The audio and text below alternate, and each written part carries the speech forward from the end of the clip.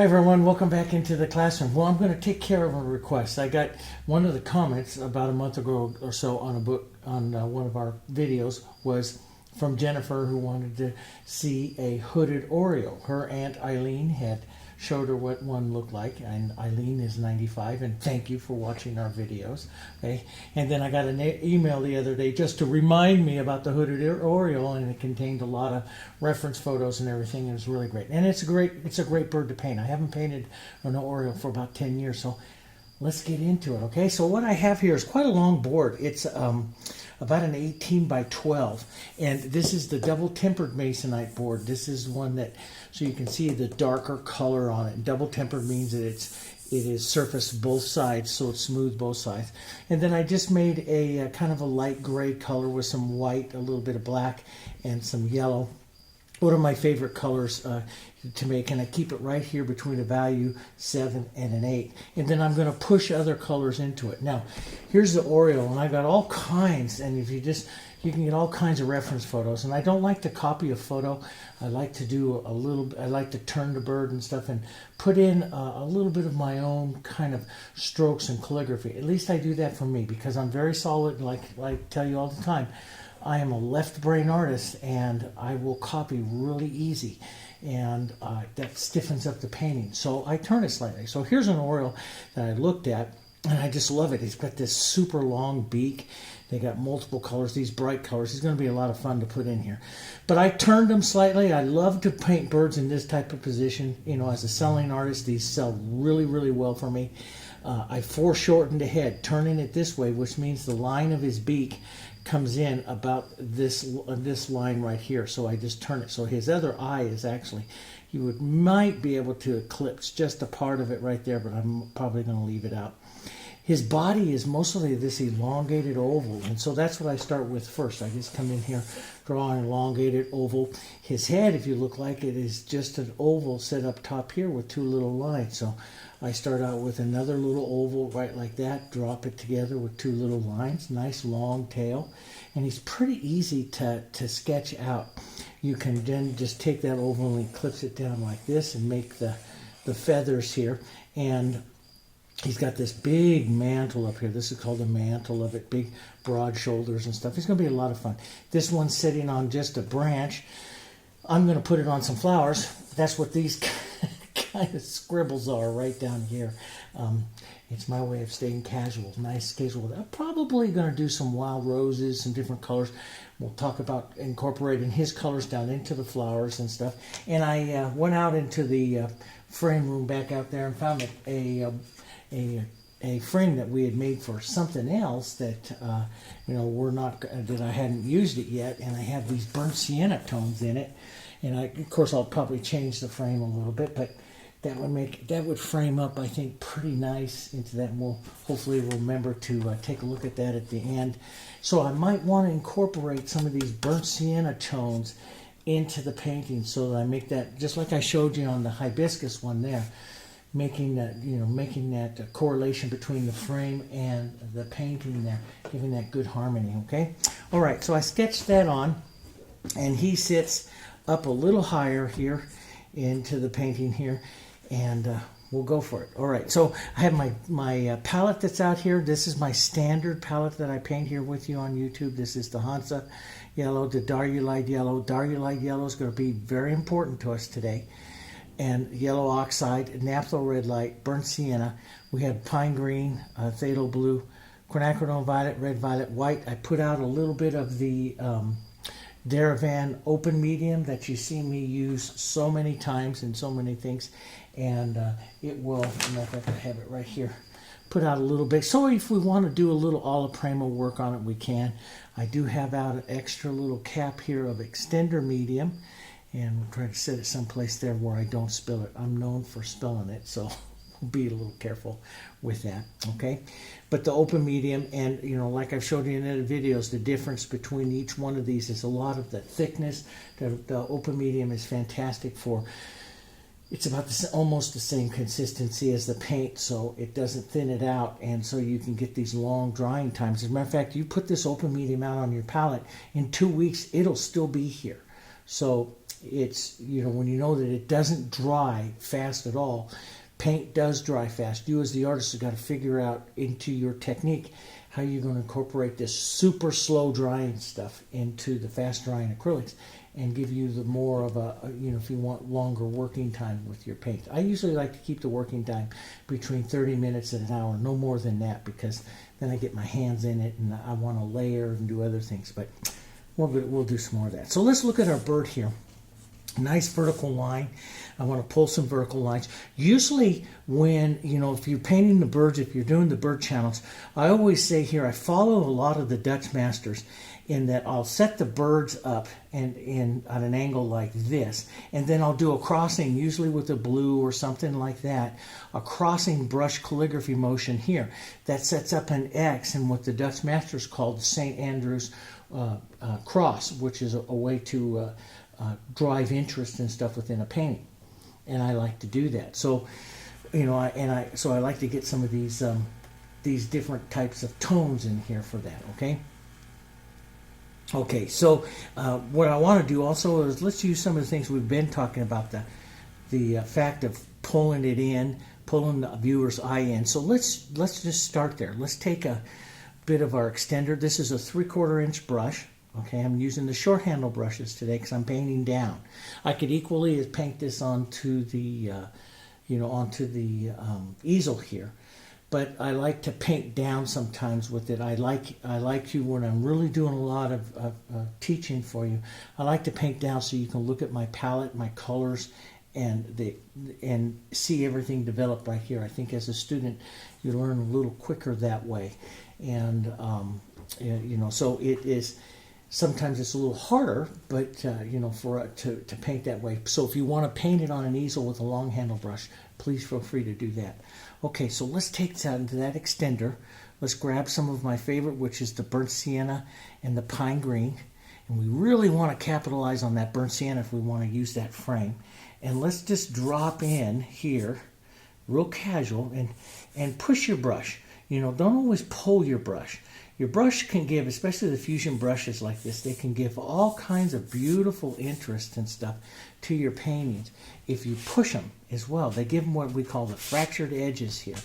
And let's just pull this off. Sometimes I get these beautiful marks out here like this, and I just hate covering them up later. So let's see if we can preserve some of those today here. But let's get just a bit more of that burnt sienna tone right back through here like that, which will help that frame here. So we'll pick up just a bit of these colors here, see, and that'll pick up, my frame, and so the frame will draw the viewer into my painting here. And if I keep this nice dark right out into here, because of using that value drawn in that we did with the landscapes stuff here, that will draw the viewer's eye in here towards the bird just a little bit more into there. We'll come out of this area, so as we come out and down here, let's just thin it out, maybe a little more burnt sienna. Thin this out. Let's just draw it out here like this a bit. Draw this down, streak it out a bit. Maybe a nice big one right down here like this. And now, now we don't have to worry about tying the frame and our painting together here. We just did it.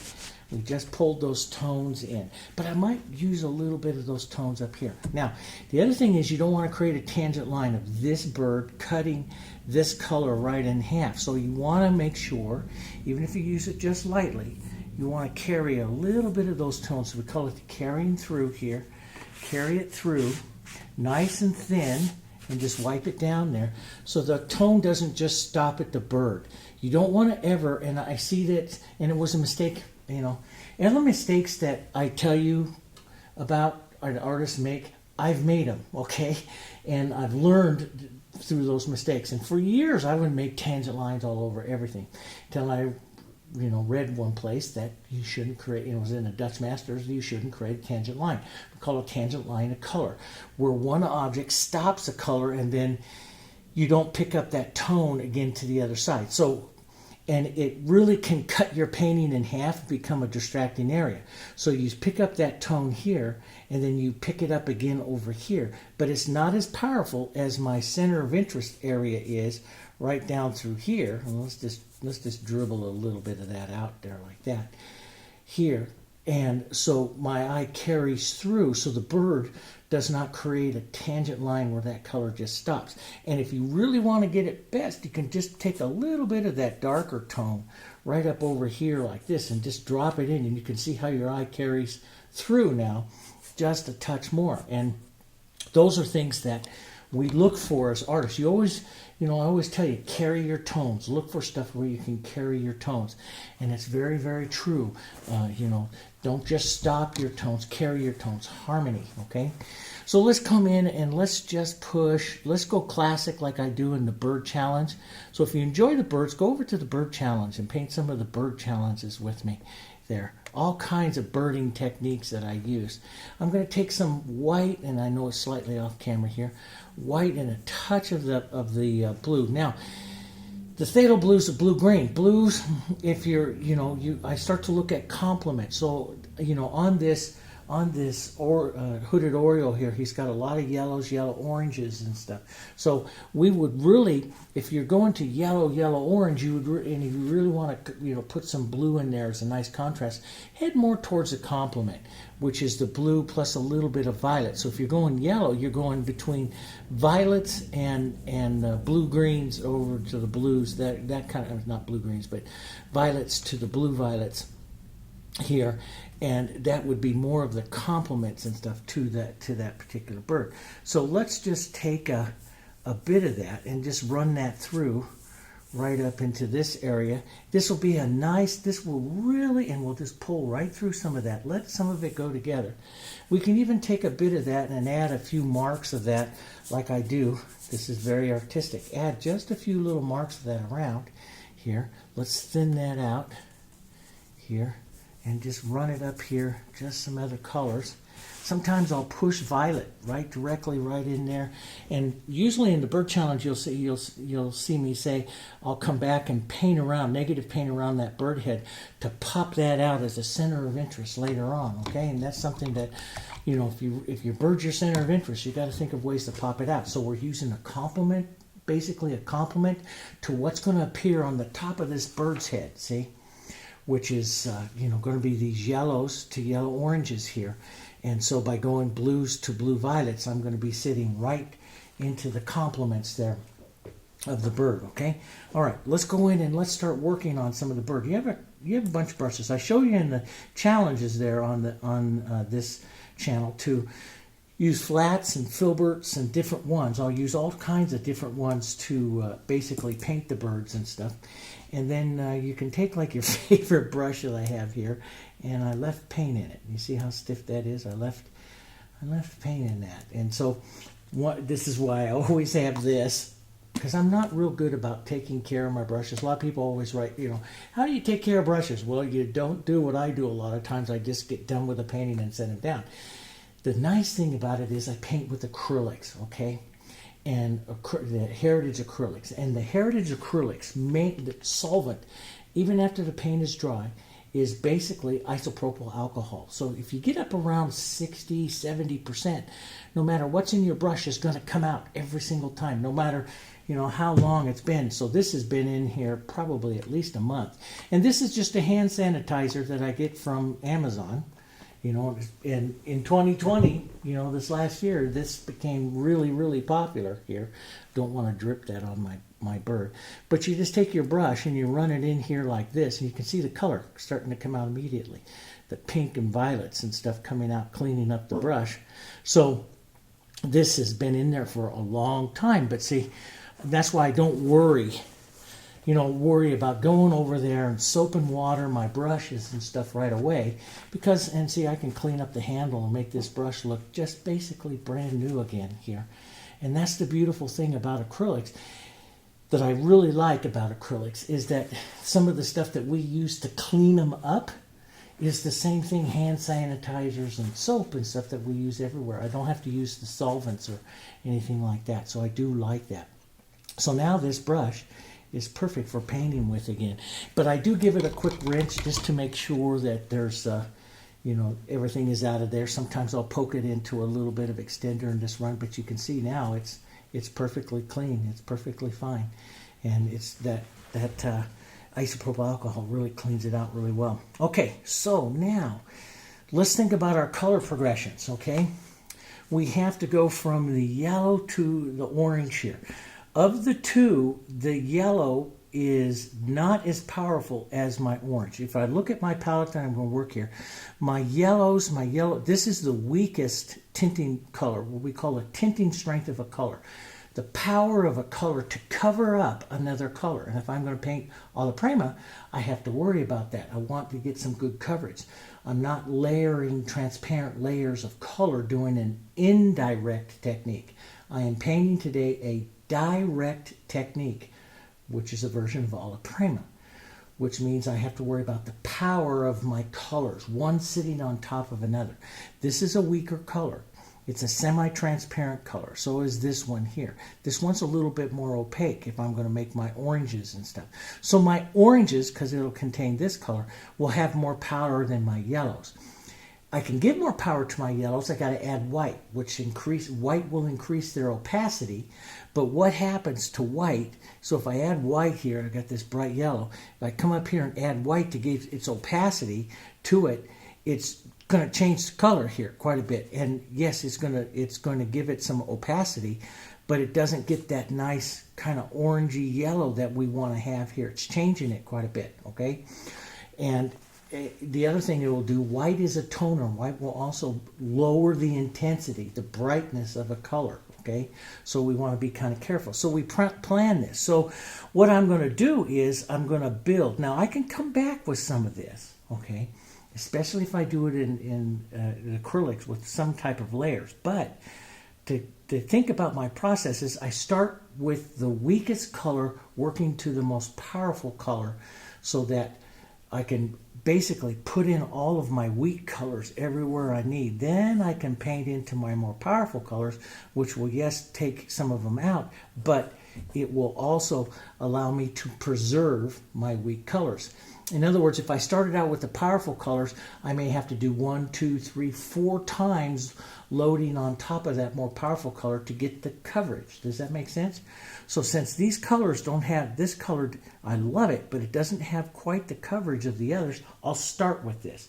And over on the bird challenge, there's a couple of birds I paint there, and I explain this really well, probably a little better than I'm doing right now. But you can watch those over there when I'm painting those orange birds, those bright red birds, why I start, especially that cardinal I paint and stuff, why I start with certain colors because of the progressions and the power of that color, okay? That's something that you need to know a little bit as an artist, your tools, what you're doing, and that will reduce your frustration. It'll be really frustrating if I put down too much red first and then try to paint with this color. You can do it, but it gets frustrating. It's a little more difficult. So I'll start right in here and I'll look, and I like the colors and stuff here around his eye. I know I'm going to foreshorten or come down this way with the bird. So any kind of calligraphy that I pull down, even though you don't see too much here, I want to build kind of like his forehead right here because I'm foreshortening here. And I'm going to flip my brush over here so I can get more paint, more textures, and I'll go right up to the edge of my sketch there. I'm just going to pull down, slightly pull down. We'll do more here a little bit later. But I'm basically going to come down. It's going to come down into his body here. I use a lot of what I call contour shaping marks. Not necessarily strokes, but marks. I'm going to put a little texture into it here as we build, and you can see this is a weaker color, and we can put quite a bit of it on here, but it's a weaker color, weaker tone. Let's touch a little bit of this down, pick up some more here. Let's do right down his breast here. We want to come right up to that edge there, here like this. Now see, some of this, you're not seeing it, cover up some of my sketch lines or something like that. Let me show you the difference here. Okay, so you can see here, so when I put this over, see how you can still see that color underneath this one? So here's my original tonal stroke. You can see that color underneath there. Okay, that's because I love this color, but it's a semi-transparent color. So no matter how much you start pounding on here, you can't see it. Now I can get rid of that instantly by just adding a tiny touch of white, which it really will opaque up the colors here, and that'll be gone. But so you don't see that mark there underneath anymore. But the white changes the color. So that's something you have to take into account here. So I can take some of it out. I can let this, and since we're painting acrylic, I can let that dry up slightly and then come back with more of the pure Darulite yellow and take care of that later. So that's something that you look at, you know, as an artist. So let's put in some nice long strokes here. So you can make it opaque, but it changes the color slightly, see? Changes that color slightly. And then you know, we can just let that dry because I'm not really adding anything to it here. So we'll let that dry for a few minutes and I'll come back with the Darulite again, and that will help take care of that because it's, you know, light. Or you can just leave the light. We could even take a little bit of, we can vary this, take a little bit of Hansa, take a little bit of white just to vary this, and pull a few light movements down through his body here. That would be kind of neat because they do get that. And, you know, if I tucked his wing up underneath there, he would have this huge, so here you see his back and then his wing is right here. But I've expanded his wing out and kind of folded him there so you really wouldn't get it. I could put a bit of it. Let's put just a touch of it right down here. I'll thin out his wing a bit and put, because that is a pretty color to get in there, a little bit of that in there, okay? But let's come up here. Let's take some of our Hansa yellow, which is also a semi-transparent. We'll add just a tiny touch of white, model these together here, and let's just pull down a little bit of that light color right up around here. Just dab it in a few areas to create some, what we call the modeling color, the brush movement or the movement through the bird here. So what we've done is we've started with our light, our colors that are semi-transparent and the weakest color, okay? So that because we would have to add a lot of white like I did through here to get all these colors, to get them up on dark if we did darks first and wanted to change it. Does that make sense? So I start with some of those weaker tones. Now, let's go one step towards our orange. We'll take the Darulite yellow here. We'll add the tiniest bit of that naphthol red light, and you'll see immediately I go over to the orange. So we'll go one step over. So you can look at the two there and see just how much more orange you are. We'll start up underneath our shadows here where we want to get some of these oranges here, put up underneath there. Let's just, and I never mix up a bunch of it. I always like to constantly brush mix so my color's totally, you know, constantly changing and stuff. Let's pull down a bit of that orange right down here because it's going to go, I look for areas that are going to be darker, you know, darker into the tone, so he gets a lot of that darkness right in through there, more towards the red. You can see we're right into this middle orange color right there, see? So we'll use some of that. We'll pull down here, and I'm just going to go right into a mantle of his wing, and I'll put that mantle of his wing right back up on top of this orange. So I don't care if I go orange all the way down in through here. Sometimes I'll do that just for harmony, because the other colors I'm coming are going to be more powerful. Does that make sense? So they can paint out really easy, okay? So they paint out really easy. So with a lot of agua prima, or if you watch lessons that I do a like when I paint a portrait or something like that, I plan my colors for my portraits very carefully if I'm going to do the technique called Premier Coup.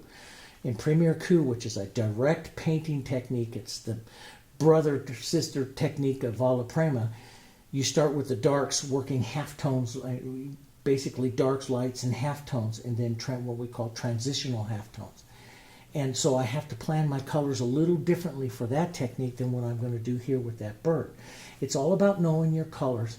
And, you know, like if you want to know what the heritage, you can go over to our website, to the supply page, and there's a thing, there's what we call color reference of all the colors. It tells you whether semi-transparent, transparent, opaque colors, and it basically tells you their power that they have within mixes. And then that helps you plan your particular techniques you're going to use. It's all about color and color theory. So I'm going to tap a little bit of this up in through here, and you can see it takes out some of that pencil line drawing a little bit easier. But I'm going to leave it just modeled with that color just a bit there. And that's the kind of look that he's going to have on top of his head, some of that modeling, okay? So now, let's go half step darker again. Maybe not quite that far, but pretty close to there.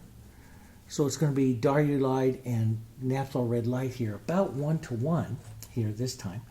Let's drop a nice darker little bit of that here, maybe just a touch more. Just a touch more. That's a pretty color.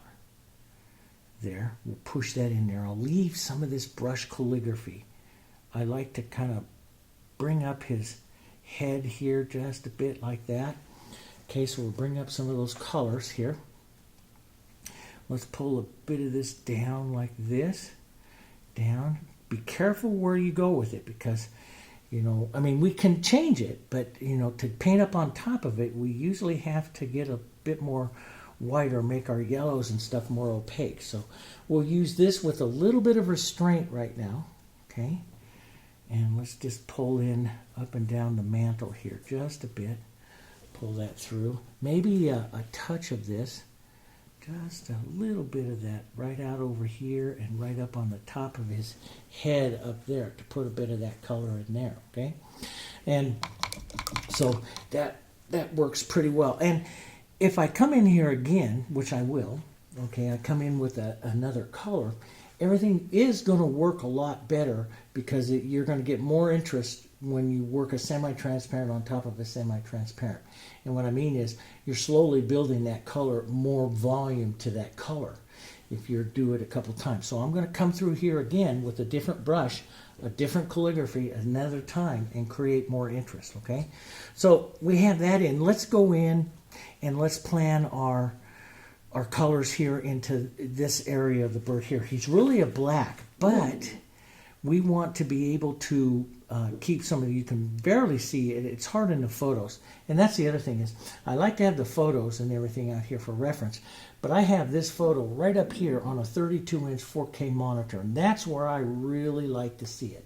Because I see, and I just look up at that and I go, okay, so I see a lot more tones on that. Because a monitor is going to show a lot more tones than what a printer is looking at a photo like this. And so that's why I like to paint it on a monitor. There's a lot of artists that are going to disagree with that. But for me, I see a lot of tones right up there, and I'm looking at him right up there with the tones. And I see not only the blacks, but I see the browns and stuff up underneath there. And on one side of the black, there's blue. There's blue coming through from the sky and stuff. So I'll be looking at that. But let's go right up here towards our browns here. And since I don't have black on my palette, I make a black. And blacks are any of your darkest colors here. You can go red, violets, and greens. They make beautiful blacks here. Real dark colors. I like blue. And I like the Naphthalene Red Light here as a real good black as well. And you can see, if I take it out thin, I'm slightly blue there on this time. But then I can warm it up here to a black, and it still looks very black, but this time it's quite a bit warmer. You can see a difference between the two. And so I vary those tones in there. And right now, I would want to keep my black here a little bit more onto the burnt sienna side. So I'm going to add a little bit of that to the blue. So I really am going to key off of these two colors to make my black. Maybe a little bit of these two, which helps you vary the tone and stuff. I'm a big advocate on varying tone. I'm going to add just a touch of extender, or you could use open medium too here, all right? And let's just come in and let's just pull down here. And I think I'm going to thin that just a bit. Don't want it to be quite that powerful that fast. So I'm going to pull down, just use the corner of my brush. Rather than using a small brush, I'm just going to use the corner of this one and feather him up a bit here with some of those darks, just like that, okay? Thinning it out just a bit so I can get a little touch of the background and stuff showing through. And I like to blur slightly sometimes because this is not the final. We're going to do this several times. But I like to blur sometimes to get some different looks and stuff in there.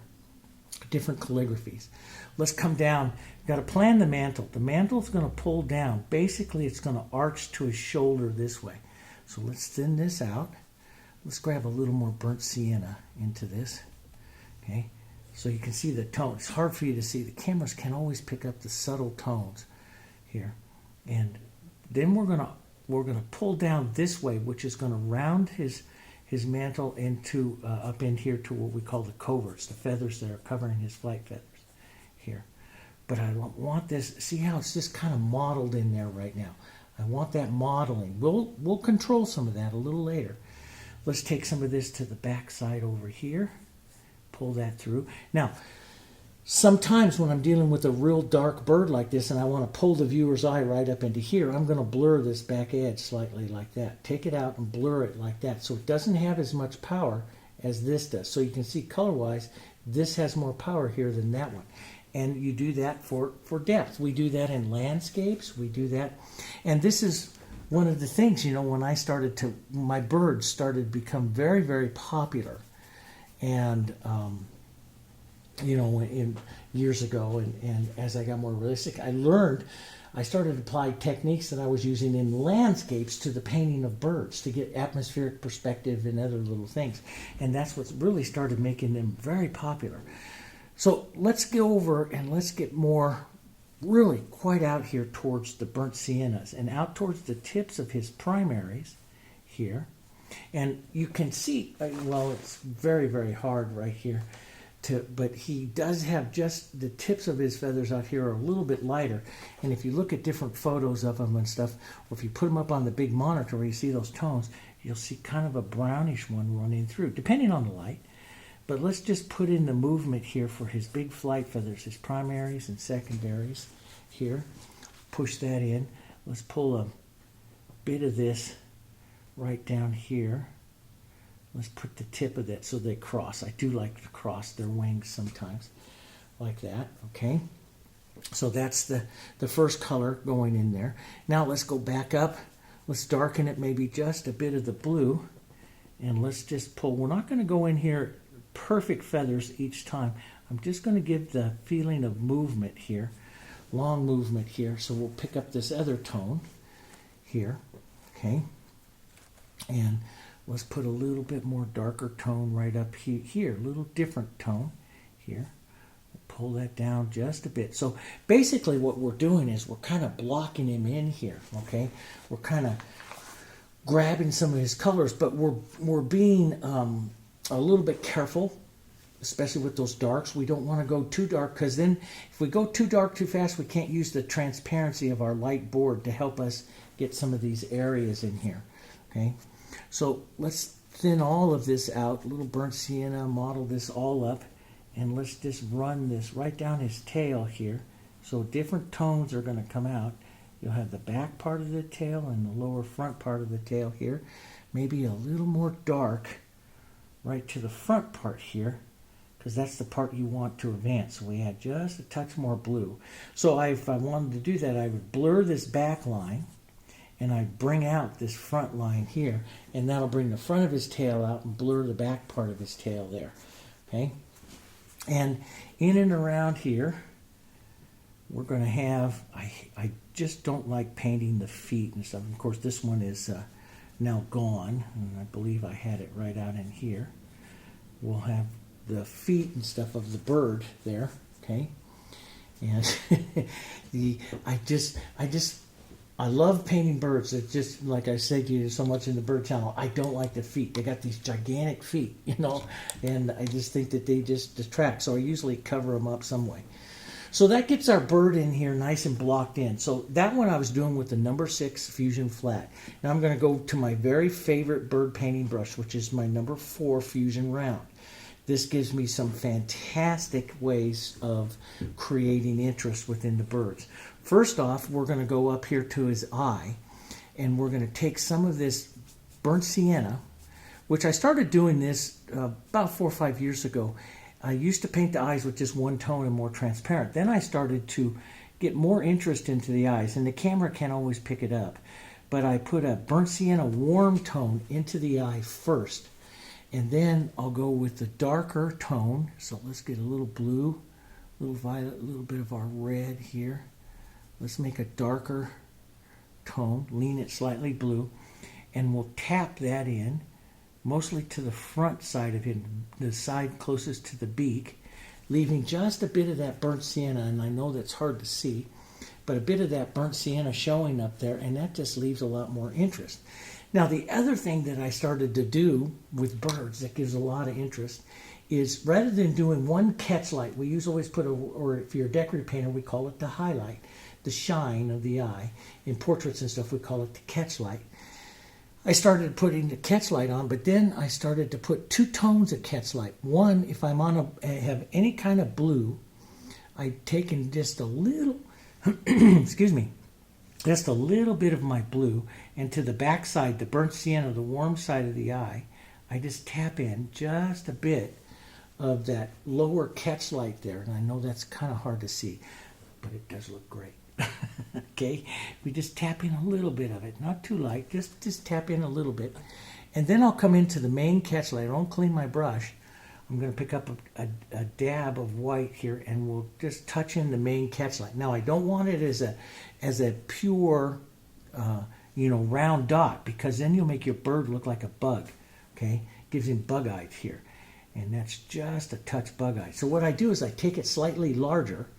Then I'm just going to wipe my brush, and I'm going to pick up the dark, and I'm going to push back into that catch light here until I take it off of that round shape and push that other shape right into there. And that usually works pretty good. So now I'm going to take and I'm going to start to model up this bird a little bit more with some more color. Let's just take some of our dark colors, which I have them a little low. So, basically you can see up here onto the bird, that dark color from here goes all the way to his beak up to the lower half of his eye. So I'm a little off here, and so I'm going to bring this in a little closer to his eye with small, strokes here that I call feathering strokes. Here I'm going to kind of feather him up, and I'm going to take some of this out like this. If I lift the pressure of it, you can see I get a little draggy mark off of there, which gives him more of a feathery look if you want to do that. It's a little soon to do that, but you can do that. We can bring some of this right up here by his beak, pull some of them out, down, out like that. You can even pull out like this and leave little feathery edges out there. It all depends on how much time and detailing I'm going to give the bird. We'll also be able to reverse paint back with a little bit of white there as well. Now this can go up a touch higher to the eye. Now this is one thing I really like here. It's hard for you to see, in here in the photo it doesn't show up too much, and of course I have this other bird here. You can see it a little bit more. He has the light ring, what we call the eye ring. He has a light ring there. And see, this one doesn't have the black all the way around the backside of the eye. This one has a little bit of it around the backside of the eye. But they do have this light eye ring. So I could come up here just a touch more. But what's going to cause him to really come out here, don't clean your brush. Let's pick up white and let's just tap it a little bit on our palette so it goes almost gray here. And then we're going to, and just put down a wider eye ring right around here like this to pop that out. And I used to try to paint precision of the eye ring, and then I got to realize, no, I'm going to put the eye ring on here. I'm going to tap just a little more pure white just for a little detail right there, which is going to cause his eye to sparkle a little bit more. And then I'm going to wipe my brush. I'm going to pick up some of the darks, and I'm going to paint the eye ring right back into position because the black has more power than the white. So it's easier to control the shape of something with the black than it is with the white. And so I will just tap and press and paint out what I don't need into that eye ring. There, just like that. So I'll paint the eye ring to give him the look that I want him to have. And it's a much better way than trying to go in there specifically with the eye ring and set that on top, which is the way I used to do it. So now I look for, and one reason why I use so much of the yellows and the lighter colors first, because the dark colors we can go on and paint out, okay? Let me show you that up here. Okay, so the bird, as you look at this, if you get up here towards his coverts and to his feathers right up through here, they have the white, right? So let's just do this alla prima, and let's take some open medium, some of our grays here, and let's lighten it up to a value 8 or so gray. So right about, oh boy, that's perfect. We'll sometimes I amaze myself. You know, it just hits it right here. So let's put some of those marks and stuff in. So we're going to leave part of the mantle right here, but right up in here, I'm going to back paint out this way with some of that lighter gray and let some of it mix just a bit here. But we try not to stroke too many times, but I'll get a nice little value, so I'll come back and pull through. So I'll create some interest right there.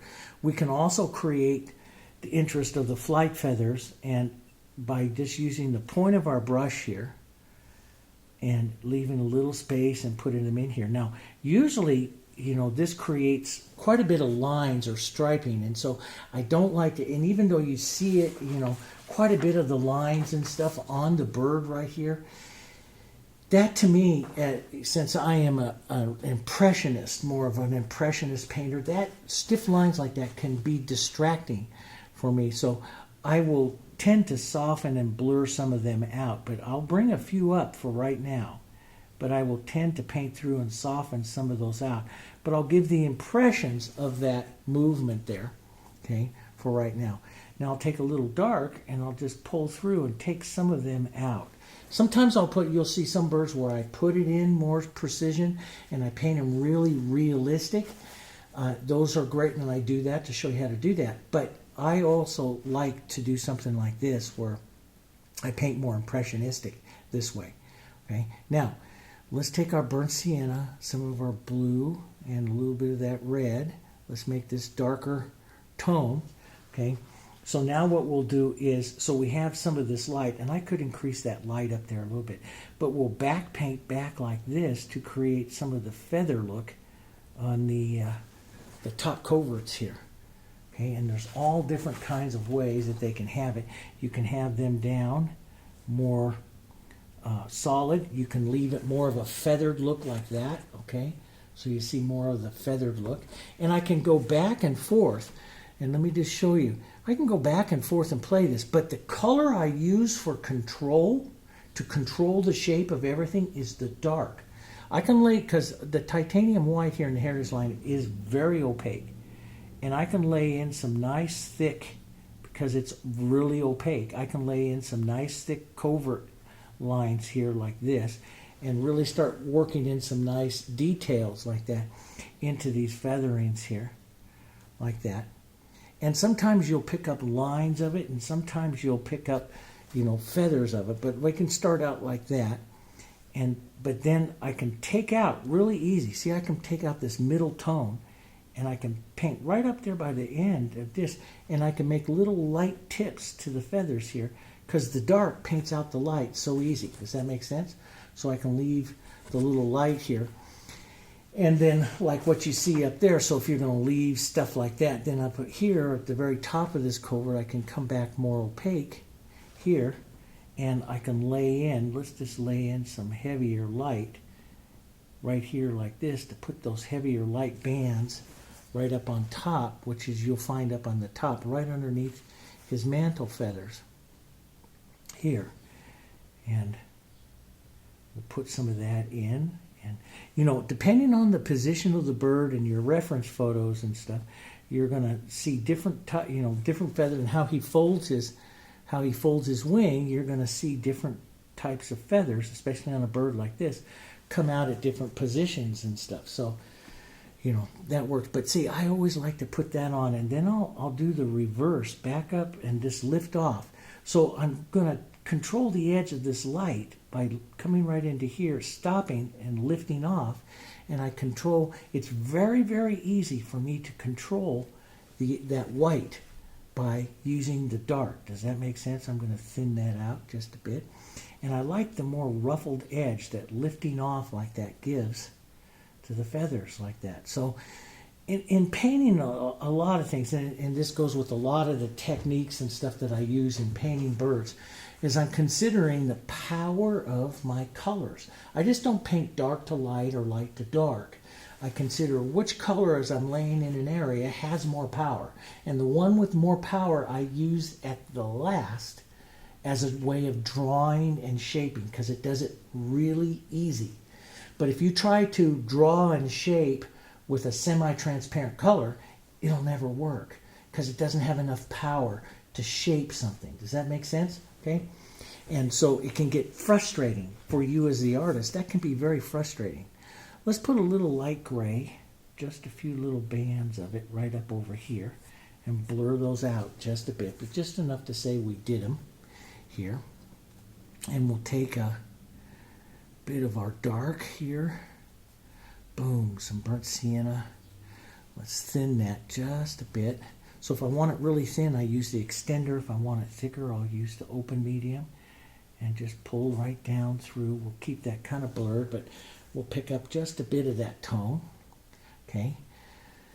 And let's come in slightly darker in through here and push just a bit. Now, this is also with this dark. Now watch what I do to the edge here of the light. And I'll lift up slightly.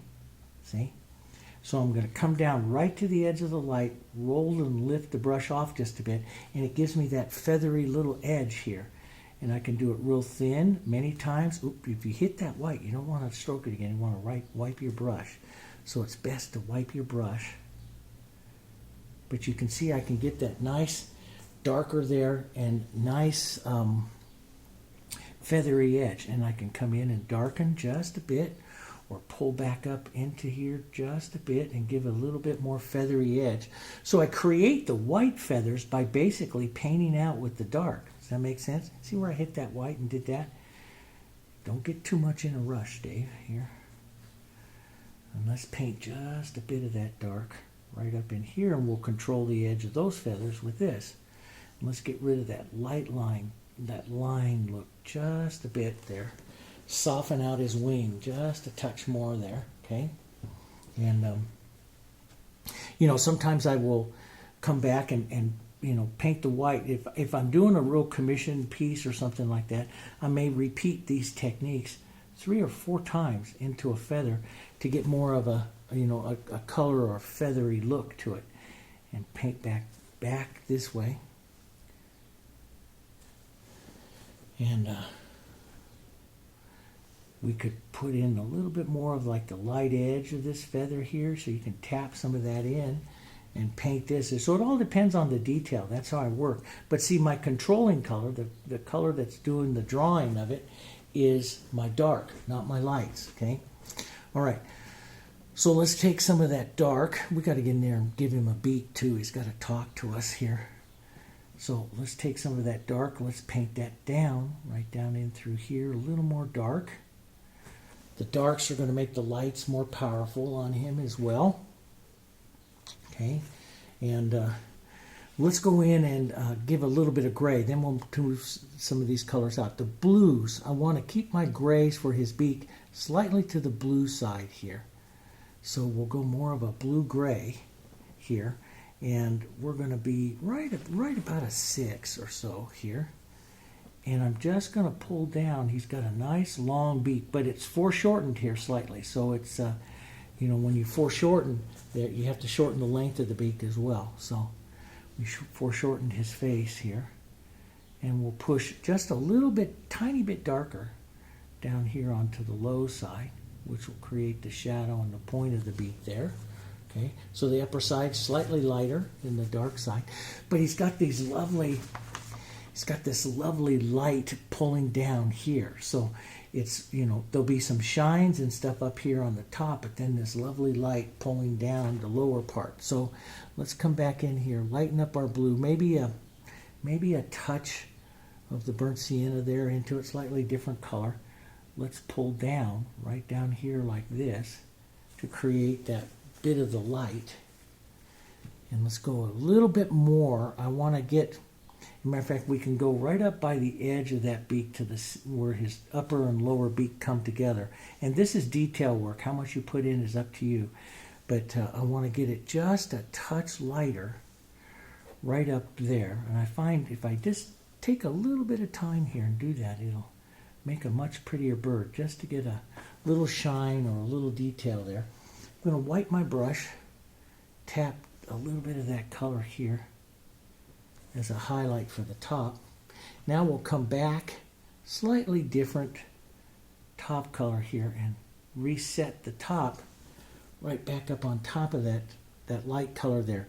And, you know, you see me when I paint, you know, portraits, you know, bird portraits like the hawk and stuff like that, which is on the channel. You see that I spend a lot of time in that beak, and I paint in and paint out, what we call painting in and painting out.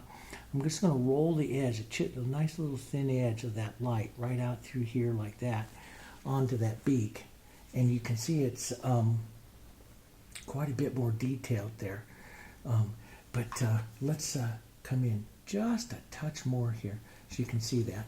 Okay. And so I got that nice edge there. So now what I'll do is I'll just come in and paint it out. And paint some of it out, darkening just a little bit, tap a little bit of that dark around so that you can get just a touch more interest there into his beak. You know, he might have a nice little light spot right in there. A little bit of the dark. So I'll paint it in and see. So I'll put in basically too much. Let's put in a little more light right here. Okay. Basically too much, and then I'll take my dark and paint up into it to take out what it is I don't want and create the second, third, fourth value in there. I want a little bit lighter up here on the top of his beak so that we angle that bit more. Now that's too light, but I don't worry about it.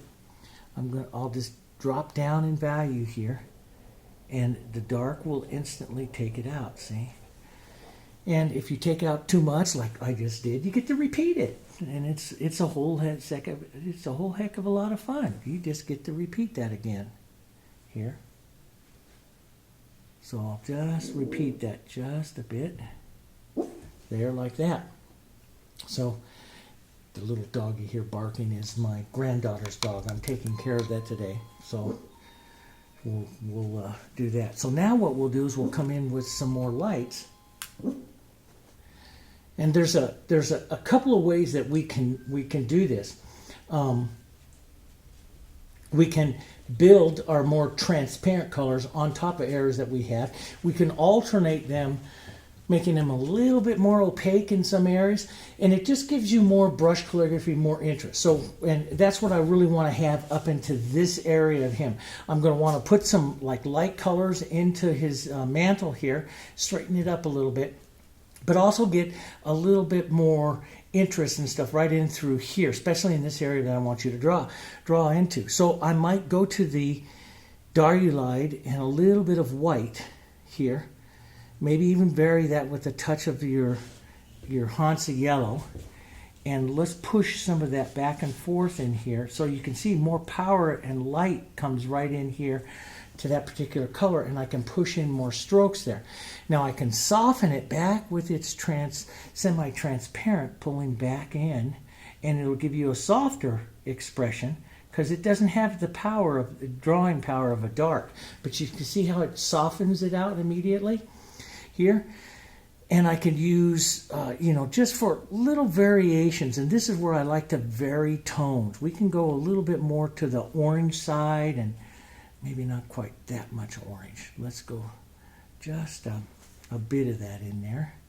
And we can pull a little bit of orange up into the edge here. So if I'm doing a bird that I want to do a lot of detail with, you'll see me play these colors back and forth several times. And sometimes I use the semi-transparent bit of it to pull in and create a line. And sometimes I build with, a little bit more opaque colors into it, but I'm always keeping in mind of what is the opaque and what is the transparency of the color I'm using and how I'm going about creating that tone. So I'll create some light tones with a little bit of light, and I know that they'll be more opaque to take out some things here, but it creates more in-depth, more modeling around. Now this stroke here's a little bit distracting. It's a bit powerful.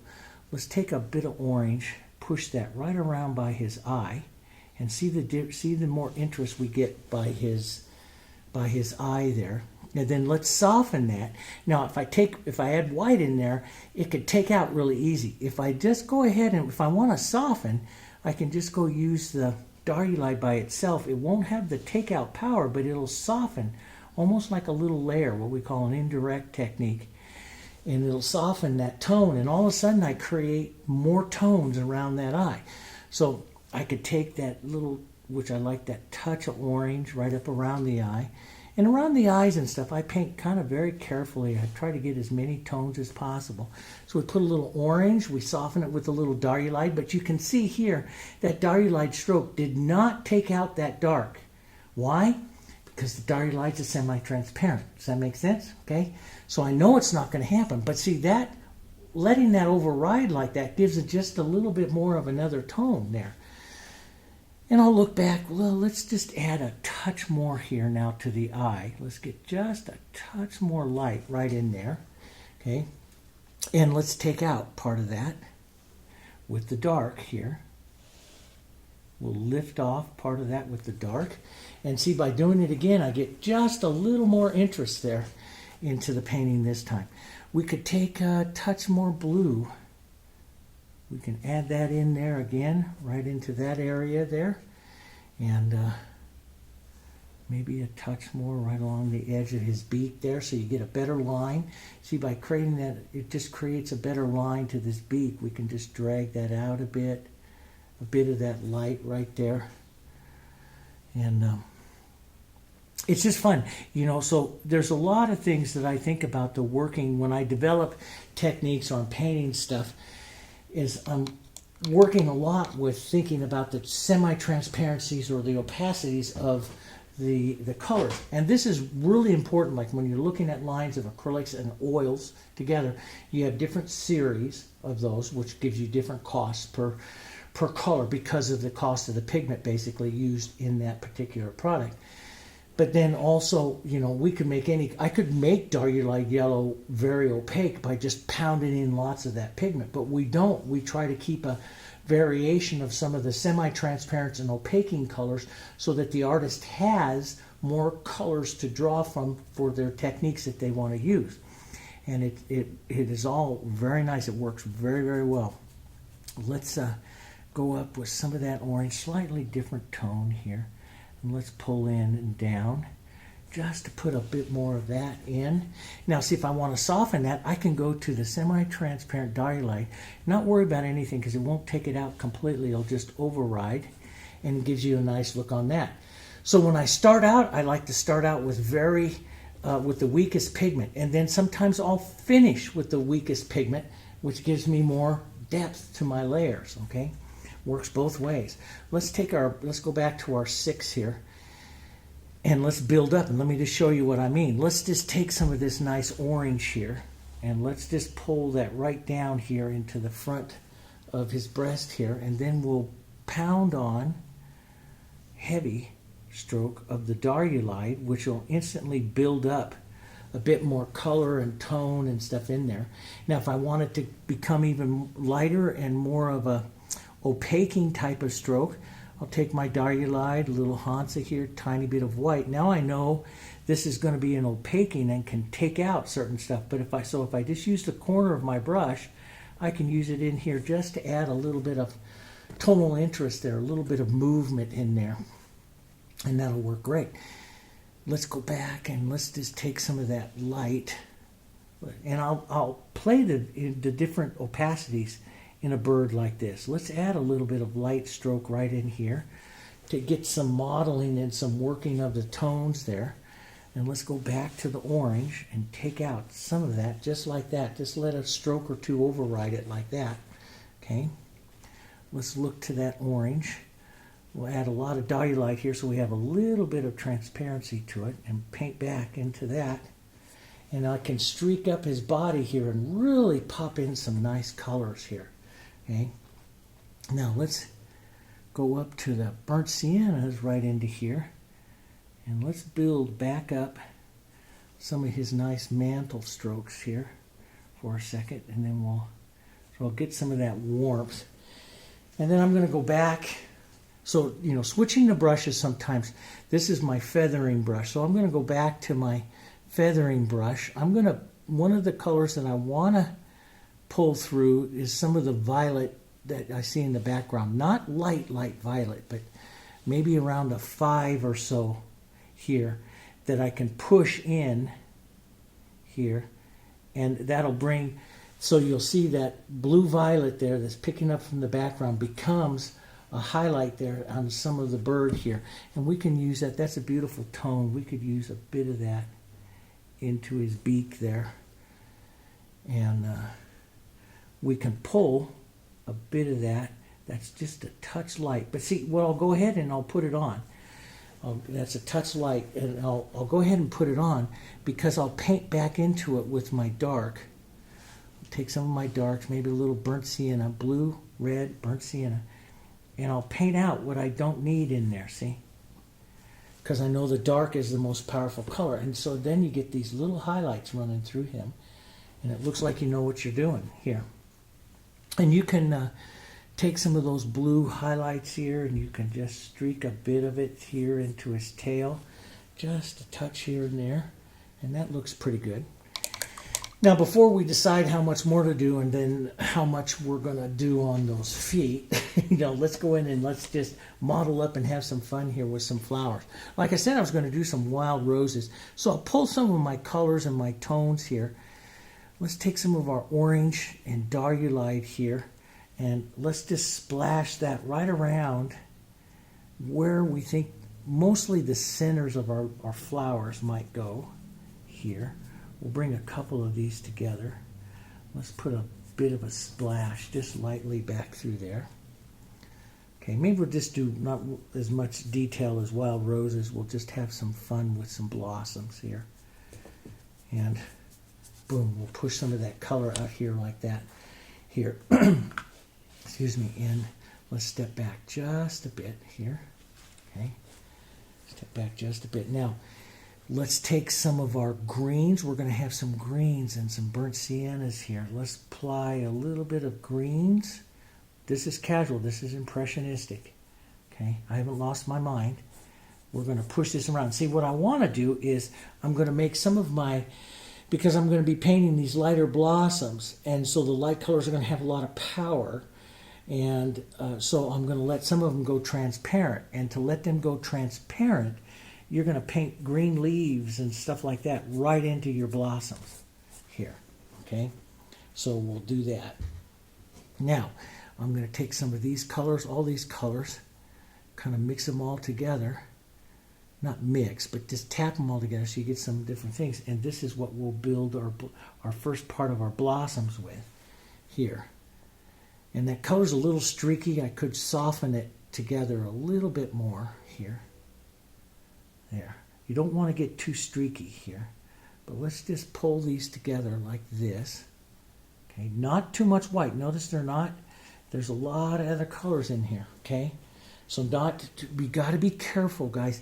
You have to be careful when you use white. You have to remember it is the most opaque color, and it takes everything out. Okay. The dark can take out the light, but the light can also take out the dark. What the hair is, that titanium white is very opaque. And so that's why I mix it down. So I'm right in here, value-wise, about a 7 or so. So it's not much lighter. It's almost just like my background. Do you see that?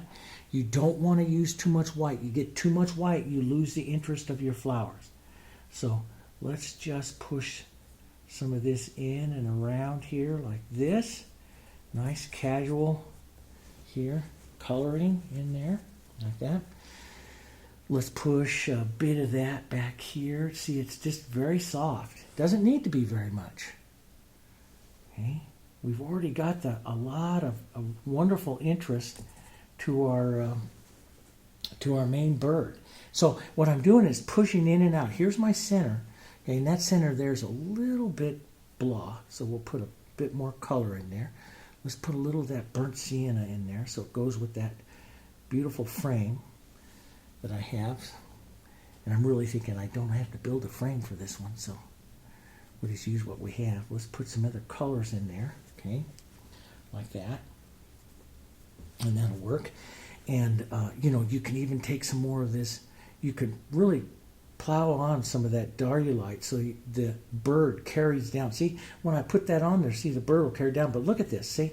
You don't take out any of the dark at all when you apply that Darulite because it's so, it's a semi-transparent.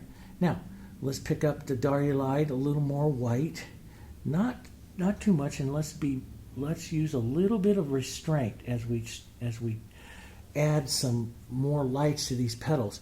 And you'll see me work my brush in different angles here, using the chisel and stuff like this, so that I don't take out everything I've done so far. Okay, whites can take out real quick, and you could very quickly right now take out all the layers of color. So you want to be a little careful here. And I can push in and out to soften some of those colors, the colors that are working there. I can push in and out a bit. I'm going to have just a touch more light right up here by those edge, and I want a little bit of that transparency there. So you pull back and that transparency will come back through, lifting off there. Let's pull out and put in more of a front of a petals here, just like that. Maybe a little heavier. This is where I'll start putting on some textures. Pull that. I've got to be real careful because, you know, this too much texture is going to pull your eye down here like that. So I'll take a little bit off. I'm watching the bird up against the blossoms here as I paint it here. And they look very light, but they're not. You look at the values on here. I'm right in here, see? I'm not up here at white. Okay? I'm not pure white. I'm very careful with the values of it here. And so we'll push that in and out there. That looks pretty good. Let's put a bit more light right on that front edge there of that blossom there. That's pretty good there.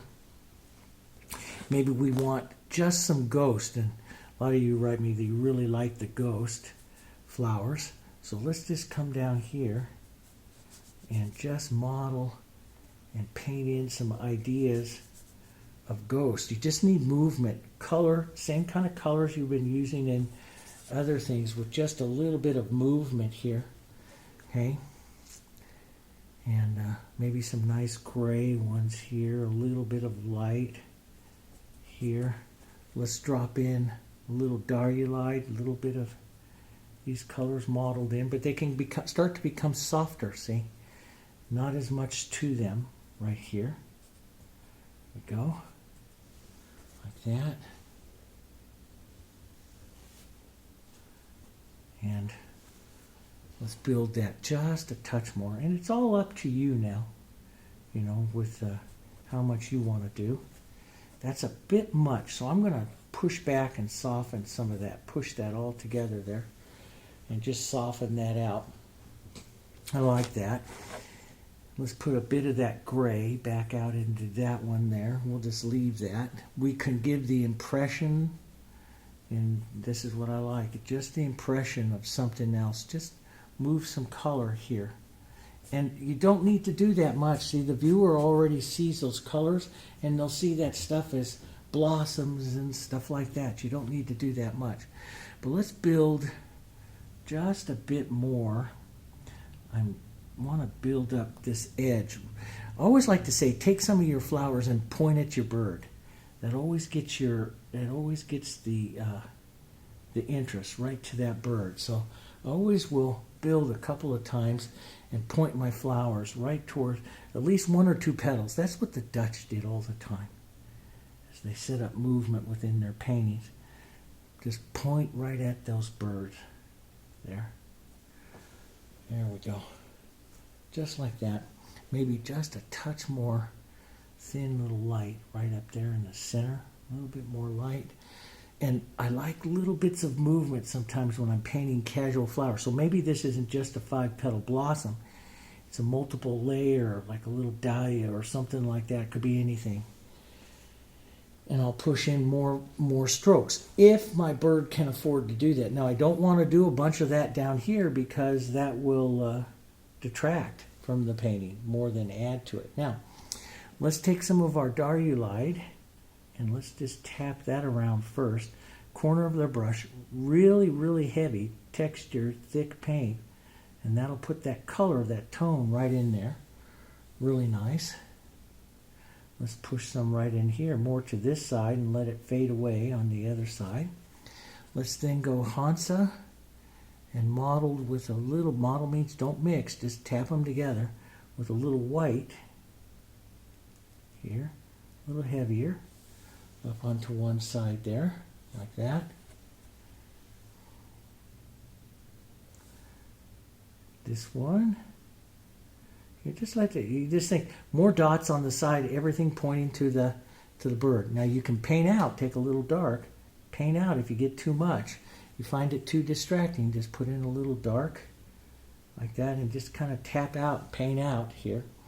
Let's put just a bit of that right out over here, just so you pick up the tone a bit on this dying flower, this flower that's fading away, the impressionism of it right there. And I like those. Let's maybe have just a touch of that right up over here. And there's all kinds of ways, guys. But, you know, there's all kinds of ways to create your own looks. And a lot of people always write me, you know, how you create your look and stuff like that. Well, you try all different kinds of things.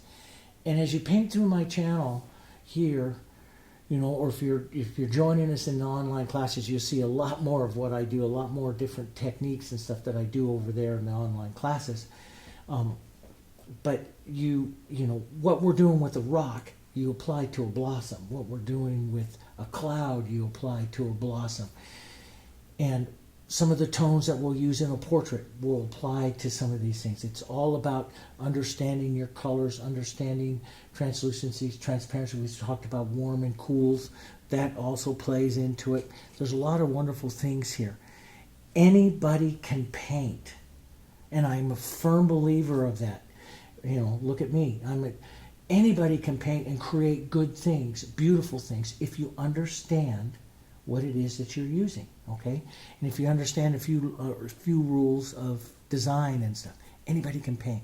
Now, let's add some of this Darulite to our pine greens and stuff. Why? It's going to create a better green of harmony that's going to go with our bird, see? So here, if I start these leaves here like this, by adding the Darulite right into my green, I create harmony here. I'm getting this yellow green that works with everything that I'm painting, because it has to, because the main color here in the painting is the Darulite from the bird, and everything else is carrying in. So as I put out, as I bring in some of these greens and stuff, if I base my green with a little bit of that Darulite, it's all going to work.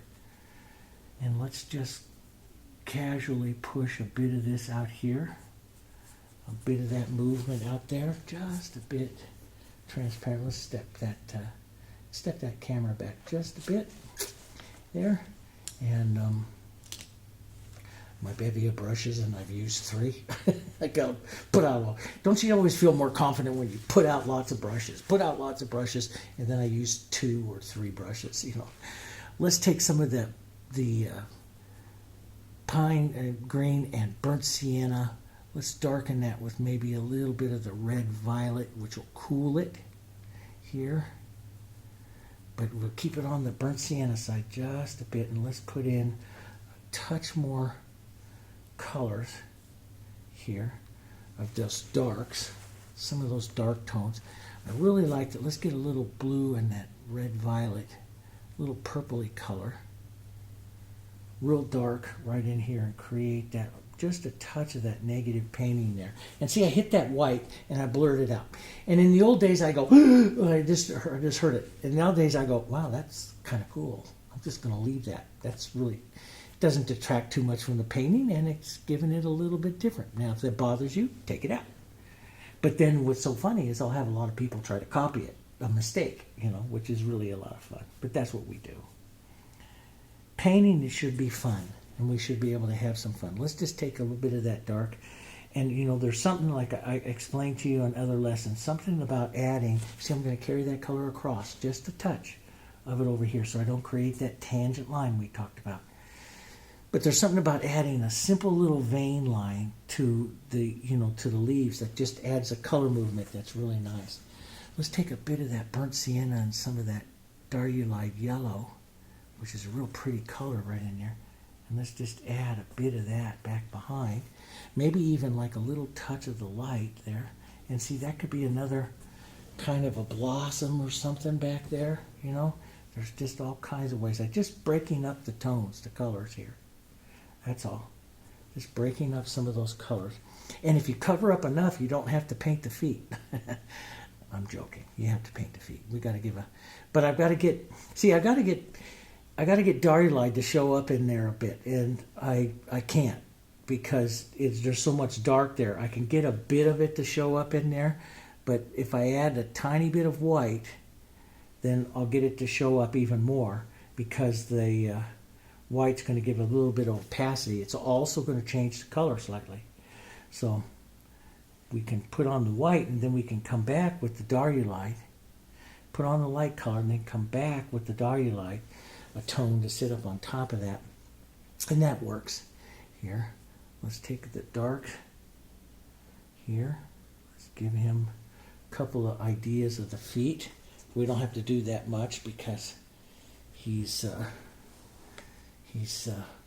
quite a bit casual here now. Now let's just blur down and take some of this right off here. I'm just going to let this design kind of sit here to the side as well. I'm not going to do I like that Darulite and that pine green here. There, like that. Let's grab a couple of thicker stems, some burnt sienna, touch of blue, which will darken it here. Let's just add an idea or two of some running stems and stuff down. Just some of that movement, maybe some more pine green. And this in here is a few, just, you know, it's impressionistic. That's what I like about it. It's impressionistic. And again, you can leave that there. You could add more flowers, but see, the thing is, and it was a problem of mine for many years. And those of you that are learning design and everything, I would just feel, oh, I've got this negative space up there.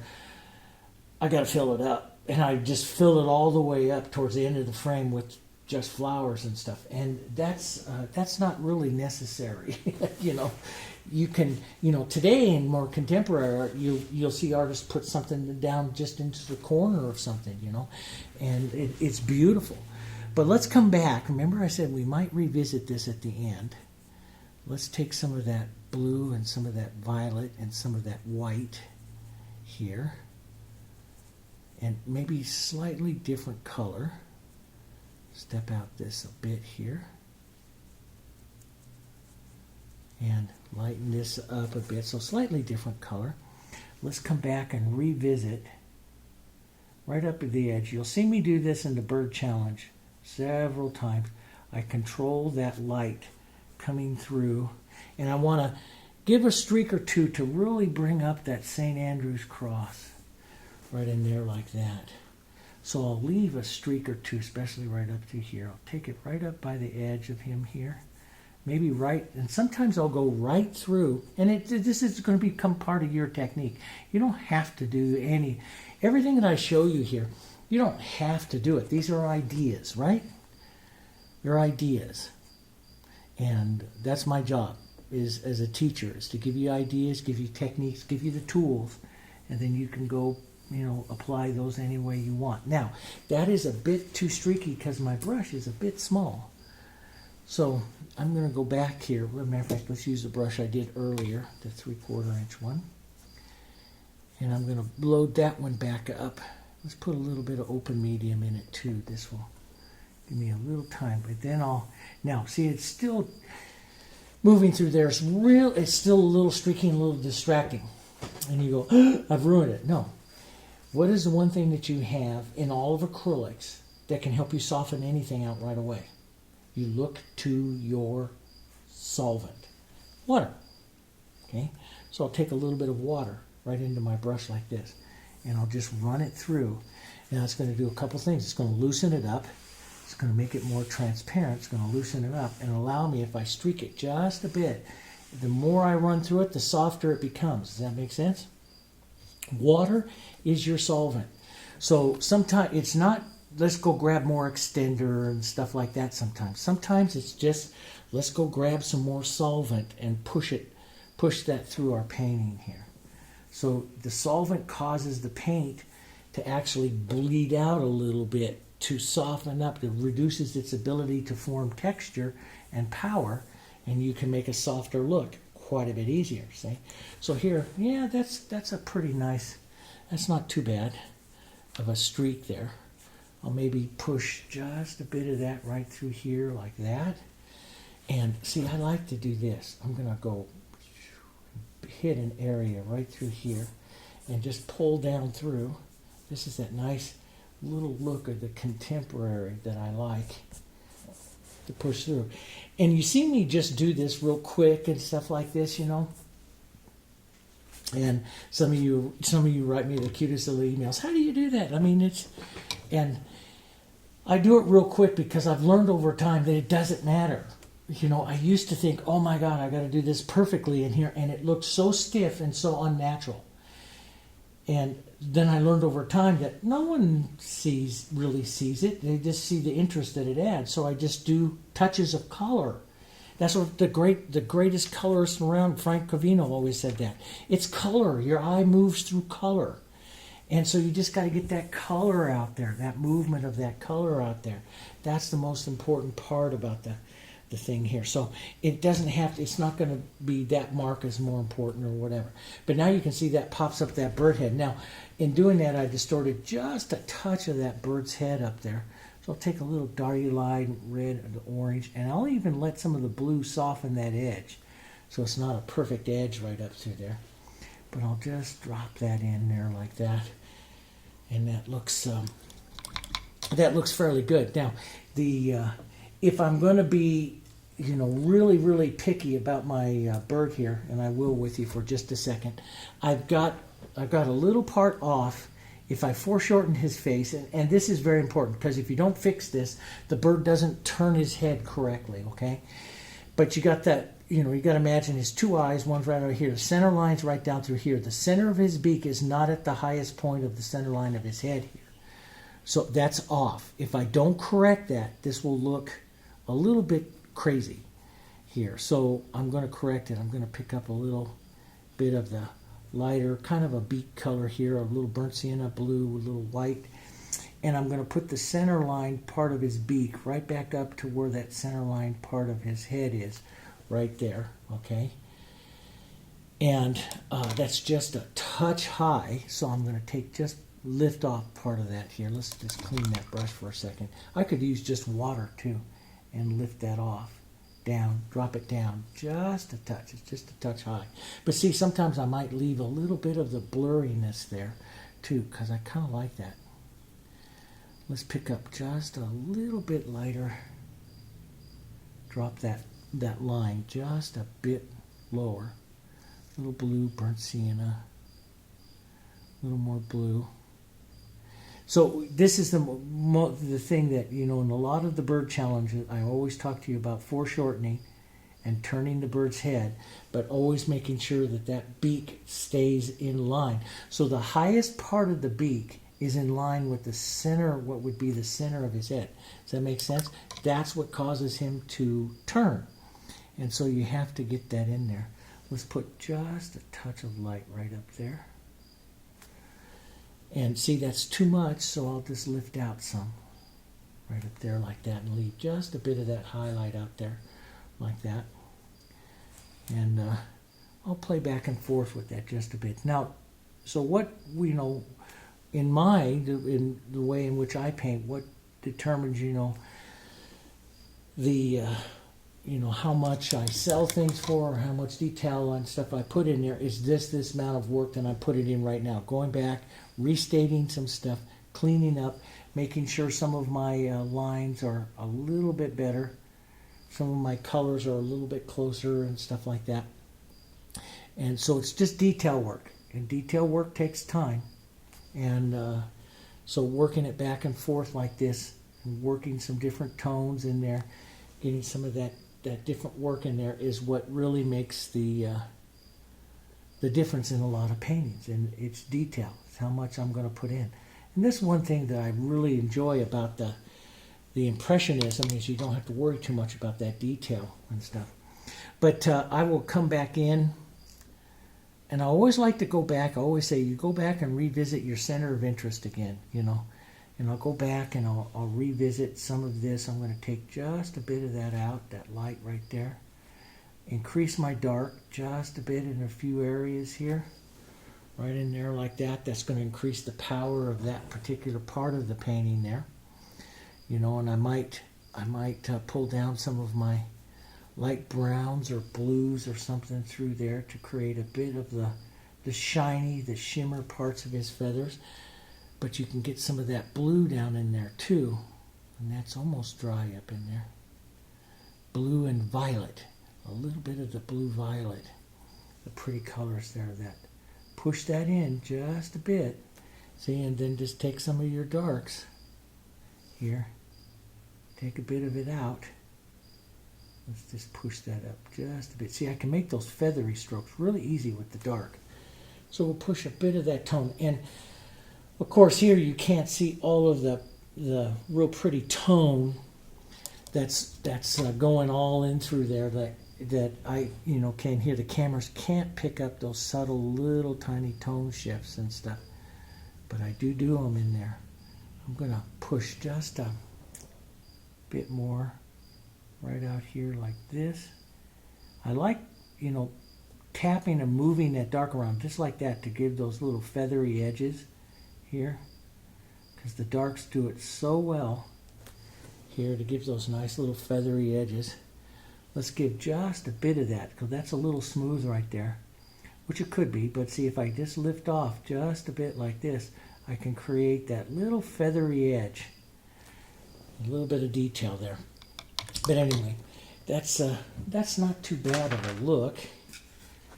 And so you see, now we pick that up, and by incorporating those tones and stuff there, we've incorporated those colors right into him there, see? And you don't need to fill up the whole thing with design. You could do that. If I wanted to fill up anything, if I wanted to give him just a touch more, pizzazz or something like that, maybe I would put a little bit more light and stuff right in there. But I think he's looking pretty good, and he has that nice little arched beak that the real ones and stuff like that do, if I look at to that. But it could have just a touch more of the dark, and I'll correct that. And then I'm going to call this one, but I'll correct that. It could have a touch more of the real dark, which my real dark I like to use on this palette is the blue and then naphtha red light.